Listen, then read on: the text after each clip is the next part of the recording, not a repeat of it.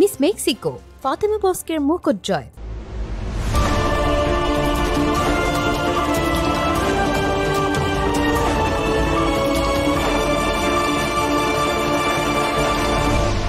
Channel CB.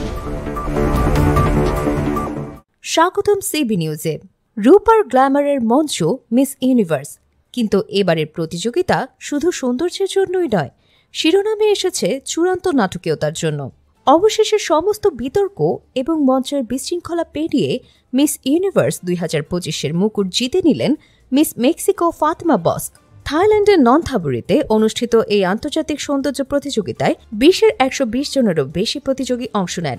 শেষ 5 রাউন্ডে Mexico ছাড়াও স্থান করে নেন আইভরি কোস্ট, ফিলিপাইন্স, থাইল্যান্ড এবং ভেনিজুয়েলার সুন্দরীরা।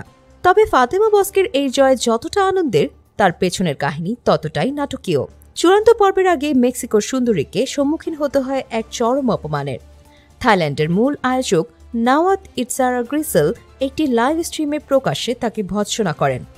অভিযোগ ছিল ফাতেমা সোশ্যাল মিডিয়ায় প্রচারমূলক পোস্ট দেননি। আয়োজক যখন নিরাপত্তা রক্ষীদের ডাকেন, তখন ফাতেমা বস্ক তার ইভিনিং গাউন আর হাই হিল পরেই মঞ্চ থেকে নাটকীয় ওয়াকআউট করেন। পাশে ছিলেন মিস ইরাক। ফাতেমা পরে সাংবাদিকদের বলেন, আমার পরিচালক যা করেছেন তা মোটেই সম্মানজনক নয়। উনি আমাকে ডাম বলেছেন। দুনিয়াকে এটা দেখা দরকার, কারণ আমরা শক্তিশালী নারী এবং এটা আমাদের কণ্ঠস্বর তুলে ধরার মঞ্চ।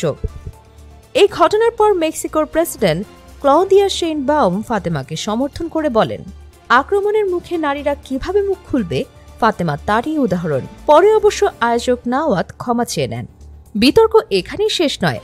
ফাইনালের ঠিক আগে প্রতিযোগিতা থেকে 2 বিচারক পদত্যাগ করেন। ফরাসি সঙ্গীত পরিচালক ওমর হারফুজ ইনস্টাগ্রামে অভিযোগ করে জানান, এক গোপন ও অবৈধ ভোটের মাধ্যমে প্রতিযোগিতা কারচুপি করা হয়েছে, যা অফিসিয়াল জুরি বোর্ডের সদস্যদের দ্বারা অনুষ্ঠিত হয়নি। যদিও মিস ইউনিভার্স অর্গানাইজেশন এই অভিযোগ অস্বীকার করেছে। অন্যদিকে ব্যক্তিগত কারণ দেখিয়ে আরেক বিচারক সাবেক পেশাদার ফুটবলার ক্লদ মেকেলেলেও সরে দাঁড়ান। প্রতিযোগিতার মঞ্চেও ঘটে যায় দুর্ঘটনা।